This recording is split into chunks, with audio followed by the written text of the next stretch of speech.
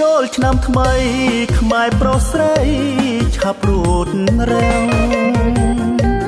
រៀបចំផ្ទាំងចាំទទួលទេវតាឆ្នាំថ្មីអ្នកស្រុកស្រែ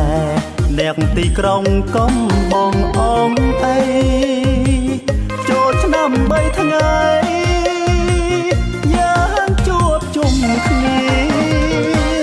សូមជូនពរជ័យបបោសុខសួស្តីផាត់ឆ្នាំចាំង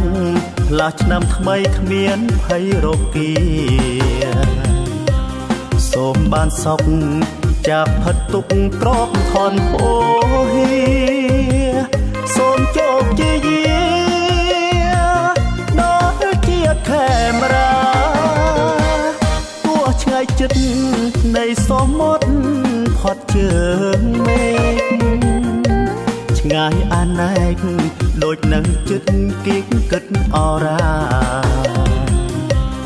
ជាកូនខ្មែរមិនភ្លេចទេពួតកំពង់សាវតាដល់ប្រទេសណាចូលឆ្នាំដូចគ្នា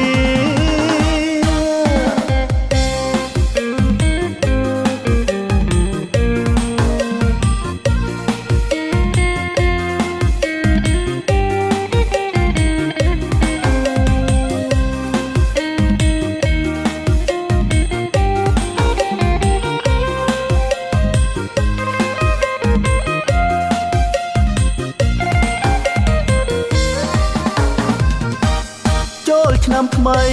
ខ្មែរប្រុសស្រីឆាប់រួតរាំងរៀបចំផ្ទាំងចាំទទួលទេវតាឆ្នាំថ្មីអ្នកស្រុកស្រែអ្នកទីក្រុងកំបងអងអីចូលឆ្នាំ3ថ្ងៃ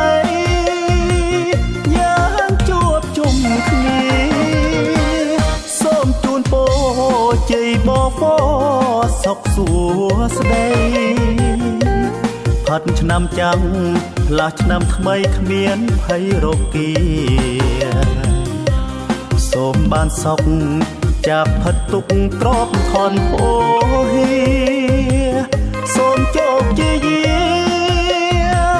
ដល់ជាតិខេមរាទោះឆ្ងាយចិត្តនៃសមុទ្រផាត់ជើងមេឃឆ្ងាយ